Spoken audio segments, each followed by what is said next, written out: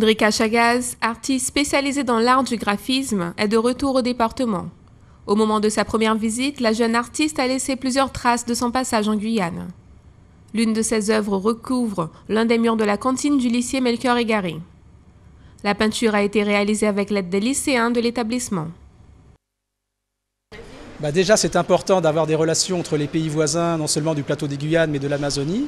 D'autre part, comme au lycée Melchior Égaré, nous nous ouvrons sur l'international. Nous avons des sections américaines et des sections brésiliennes. Et donc, il est intéressant de faire venir des artistes originaires du pays partenaire pour, évidemment, soit s'entraîner à la langue, faire parler les élèves et aussi faire connaître la culture du pays partenaire. Une deuxième intervention a été réalisée durant sa première visite. Face à la place des Palmistes, mais derrière un stationnement et un peu effacé par le temps, il est difficile de la voir. Il ne faut pas confondre graphisme et vandalisme.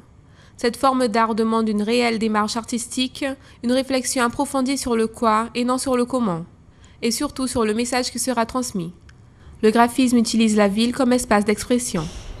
Non, c'est pas compliqué, mais en fait c'est en train de se développer. Donc du coup, ce qui serait génial, c'est justement tout le monde commence un petit peu à connaître le graphe, la technique. C'est quelque chose. En plus ici, on a plein d'espace pour pouvoir faire ça. Il y a plein de murs et c'est vrai que si on pouvait les décorer un petit peu, ce serait bien. Le graphisme est une discipline récente qui consiste à créer, choisir et utiliser des éléments du quotidien. Il reflète la personnalité de l'artiste et de la société qui l'intègre. C'est une façon de communiquer sans utiliser de mots.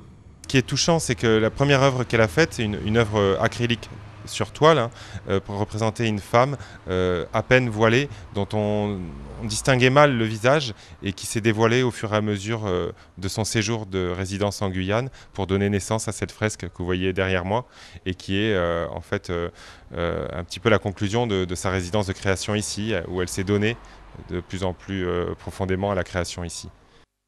À nouveau dans le département, Drika Chagaz participe au projet du designer Pierre Manchot. Durant sa visite, elle participe à la création d'une œuvre communautaire avec la réalisation d'une fresque sur un des murs de Cayenne, à une démonstration d'une performance professionnelle ainsi qu'à une formation de street art.